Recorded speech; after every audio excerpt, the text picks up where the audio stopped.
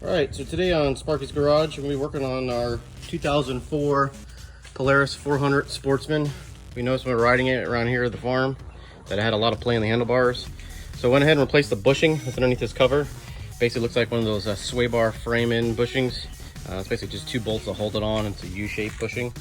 So the next thing we're going to do is go ahead and take off the wheels, and I'll show you exactly what I found out was the issue. We're going to go ahead and replace them today.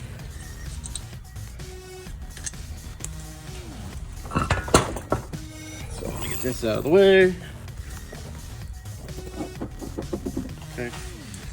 So what we found was that this whole control arm is completely sloppy and loose.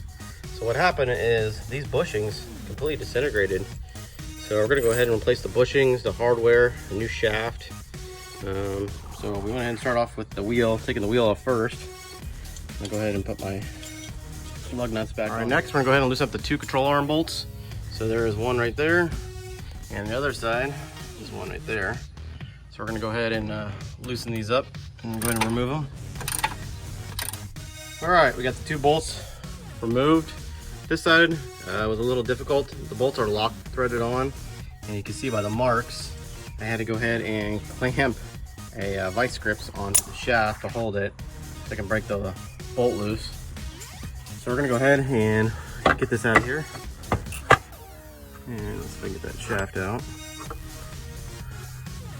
So you can see there is no bushing whatsoever. Just the shaft only was left. Bushing is completely gone. All right, we're gonna go ahead and put on the new shaft and new hardware. All right, so here's our new parts, our new shaft, new hardware, new bushing. So we're gonna go ahead and put some grease onto the bushings, and we wanna make sure, well, it's up to you, but we use marine water resistant grease due to, I like to take this off-road in the mud and the water. So the water resistant grease helps. Now, some of these ATVs may need this extra little spacer bushing. Basically it goes on the inside of that bracket. Some of them do require it, some don't.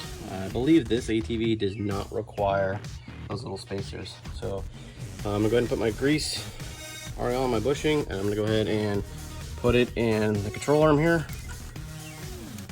And then we're gonna go ahead and do that to the same thing on the other side. And obviously, I wanna make sure to clean up your mess. I'm gonna go ahead and put the shaft on. Same thing, I'm gonna go ahead and put some grease on it. Go ahead and insert it inside the control arm, and then I'm gonna put my control arm back in between the two brackets.